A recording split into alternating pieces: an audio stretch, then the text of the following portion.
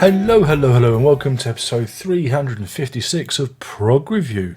And today, if you haven't read the title or description, I'm talking about Progeny, highlights from 72. Got that right. By yes. I did an unboxing video of this previously. I had to listen to this today.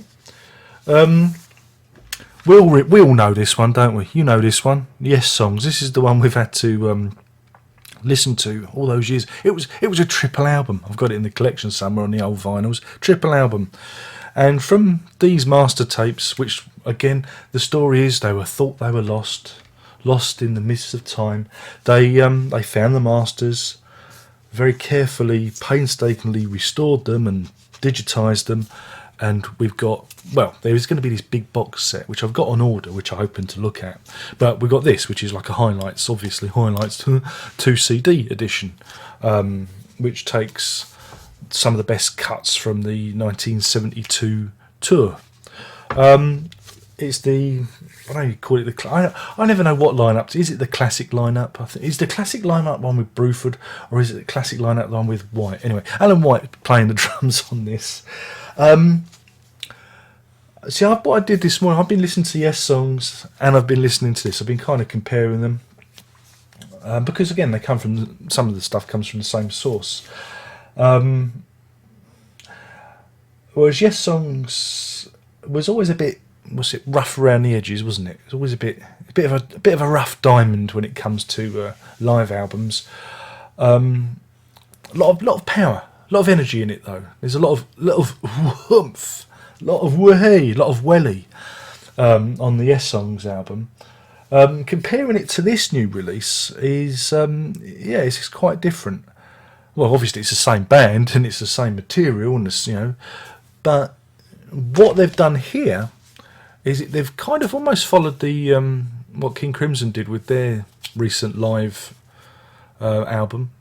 They've not gone for loudness and energy. They've gone for a more subtle mix where all the instrumentation has given detail. You get more detail, so you can really hear what Rick Wakeman's up to over here. You can really hear what Steve Howe's doing over here. Chris Squire's still doing what he does in the middle, but you get a real sense of space.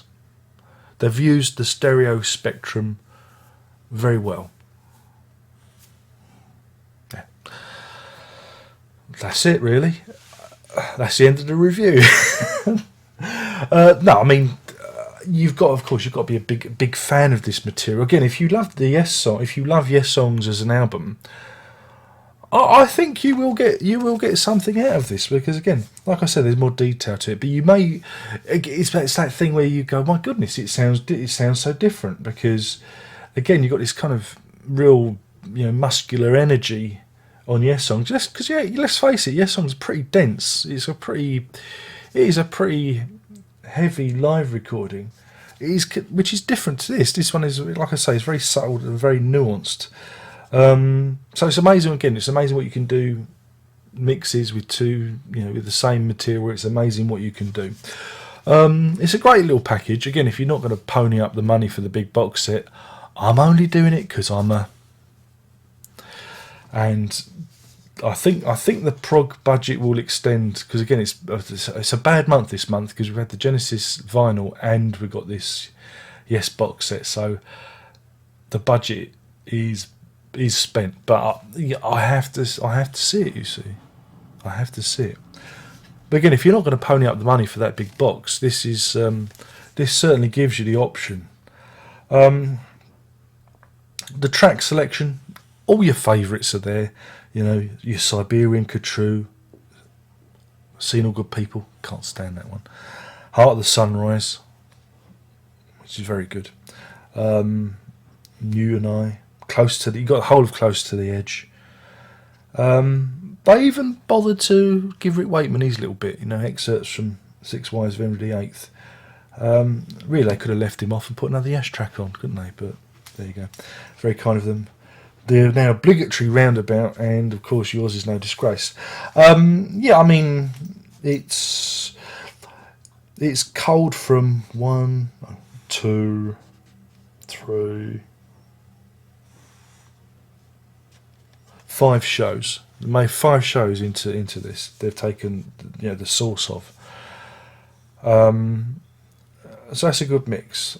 Part of me would like a more pure approach where they'd have, you know, really, but that's what the box set's for. So I'm kind of, you know, yeah, talking over myself really. But do you need to go out and buy this? That is the question. Do you buy this or do you buy the box? I haven't seen the big box, so I can't comment that. So I'm going to just talk about this.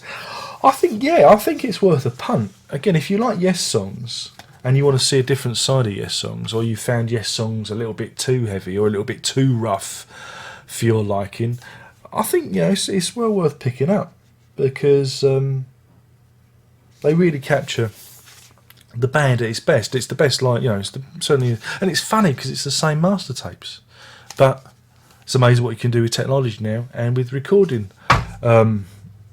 equipment. So yeah, I think, you know, it's well worth checking out. Purists, I think we'll wait and see what the box set. I mean, I'm not looking forward to playing through that. There's going to be loads of stuff. How many versions of Roundabout am I going to have to listen to? But yeah, I think it really does put the band in a good light, especially as Alan White, you know, was really thrown in at the deep end for this tour, with Bruford leaving in the summer. So yeah, pretty cool stuff actually. Cool stuff. Because I wasn't knowing what to expect, because you think, oh, you know, more of the same, but you know, they've gone for a more, like I said, a detailed mix. So if you're looking for detail, if you're looking for subtlety, this is the place to come. But again, if you like the dark, visceral energy of this album, stick with your Yes songs. Okay. In terms of rating, I think this is going for about £12 at the moment. 2 discs, £12. Track listing is kind of obvious, so you know, you get a good booklet though. The booklet's good. There's a nice essay in there explaining exactly how the whys and wherefores of the production. Very personal account there as well. I'm going to give this a very decent 4 claps out of 5. That's 4 claps out of 5. Interesting to see. Yeah, so that's it. Then what it could have been better is if we'd had more Bruford, because I love to hear Bruford with the band, because he really does tear it up a bit, doesn't he? But hey, who knows? That's next time. So yeah, my name's been Darren Locke. I've been talking about Progeny highlights from '72. Thank you to Mr. Sheehan from the Facebook for sending this to me. I suppose I've got to write a review for your blog now, haven't I? How many words does it need to be? Ooh, to blow the dust from my fingers. But yeah, thanks. It was very nice of you to do that for me. And hopefully you've all enjoyed this review. Remember, and everything else that I normally blurt on about, you know, you've heard it all. It's in a little play at the end. And with that, we're going to toddle off into the distance. And there's only one more thing left to say, and you know, by Jiminy, you know what that is. Prog on.